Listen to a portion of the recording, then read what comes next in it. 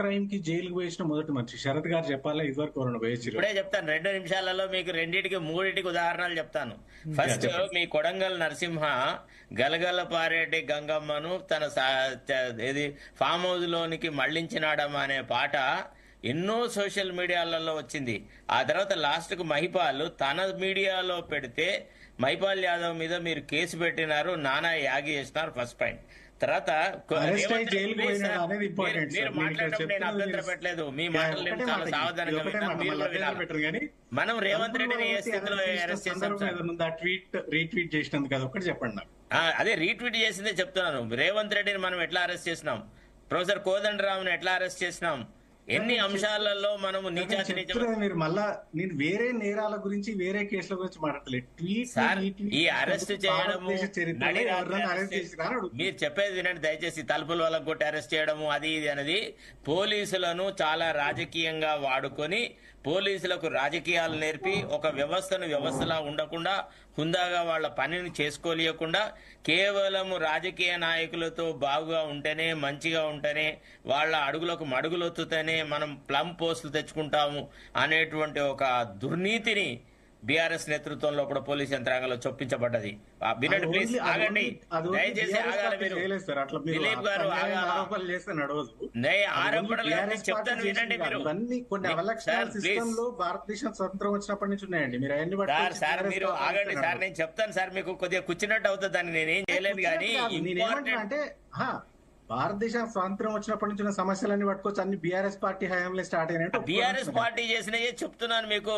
అసలు BRS party Revanth రెడ్డిని ఎవరు నేతృత్వంలో క్రితమే చరిత్ర స్టార్ట్ కాలేదు. రేవంత్ రెడ్డిని ఎవరు తలుపుల వల్ల ఆపాదించకండి అంటున్నాను. నేను చెప్పేది వినండి, రేవంత్ రెడ్డి బెడ్రూమ్ లో దాకా పోలీసులు చొచ్చుకొని పోయినారా లేదా? నేను చెప్తున్నది సోషల్ మీడియాలో రీట్వీట్ గురించి. మీరు వేరే నేరాల కాదు, మీరు పట్టించకండి. మీరు ఏమన్నారు, సోషల్ మీడియా కార్యకర్తను భోజనం చేస్తుంటే అదని. మరి రఘును తొలివెలుగు రఘును ఏం చేస్తున్నారు కేసు గురించి సార్? తొలివెలుగు రఘును కొనుక్కుంటే అరెస్ట్ చేసుకొని పోయినారు. భరత్ గారు ఇవాళ చర్చ దేని శరత్ గారు అన్ని కేసుల గురించి 100 కేసుల గురించి నేను కూడా మాట్లాడగలను. నేను అనేది ఏంటంటే ఇంటాలరెన్స్ అమాంగ్ పొలిటిషియన్స్ అనేది రకరకాలుగా ఉంది. సరే, భారతదేశ చరిత్రలో ఒక రిజిస్టర్డ్ పొలిటికల్ పార్టీ చేసిన తన అధికారిక ఖాతా మీద చేసిన ట్వీట్ ని రీట్వీట్ చేసినందుకు ఇంకొక మనిషిని అరెస్ట్ చేసి జైలుకు పంపిన ఉదంతం ఏదైనా ఉంటే మీరు చెప్పండి. రేవంత్ రెడ్డి గారిని ఎందుకు అరెస్ట్ చేసినారు, ఇంకా వేరే వాళ్ళని ఎందుకు అరెస్ట్ చేసినారు?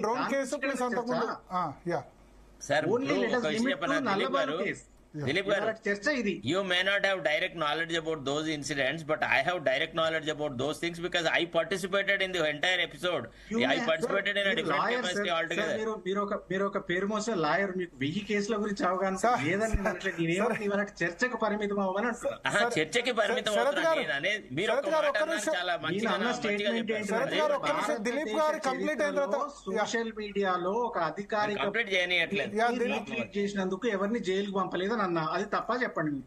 మీరు కంప్లీట్ చేయనిస్తే నేను మాట్లాడతాను. ఇక్కడ రెండు వైపుల నుంచి కరెక్ట్. ఒకటి ఏంటంటే దిలీప్ గారు ఏమంటారంటే సోషల్ మీడియా కేసులో ఈ విధంగా దుర్మార్గంగా ఎవరిని అరెస్ట్ చేయలేదు అని మీరంటారు. శరత్ గారు మీరంటుంది ఏంటంటే తలుపులు బలగొట్టి అరెస్ట్ చేయడం గురించి మీరు మాట్లాడుతున్నారు, అంతే కదా? కోదండరామ్ సోషల్ మీడియా కేసు ఏంటంటే ఇవాళ చర్చ ఏదైతే సోషల్ మీడియా గురించి మాట్లాడుకుంటే సోషల్ మీడియా ఓకే భరత్, అసలు జడ్జిమెంట్ అంతా ఏంది? The whole judgement is about police excesses. అంటే అధికార దుర్వినియోగము, అనవసరంగా పోలీస్ పవర్ ను వాడము, వ్యక్తుల స్వేచ్ఛా స్వతంత్రాల మీద దాడి చేయడము అనే దాని మీద జడ్జిమెంట్. ఆ జడ్జిమెంట్ అనేది ఓన్లీ సోషల్ మీడియాకు పరిమితం కాలేదు. పోలీసులు తమ అధికార పరిధిని ఏ రకంగా specific to social media sir, general police excesses గురించి జడ్జిమెంట్ కాదు. మీరు జడ్జిమెంట్ పూర్తిగా చదివినట్లేరు, ఇది కేవలం సోషల్ మీడియా గురించి. దయచేసి మార్గదర్శకం నా దగ్గర కూడా ఉంది కాపీ. 25 పేజీల జడ్జిమెంట్ చదివినట్టు మాట్లాడద్దు. జనరల్ పోలీస్ ఎక్సెసెస్ శరత్ గారు దిలీప్ గారు ఒకరి తర్వాత ఒకళ్ళు మాట్లాడారు.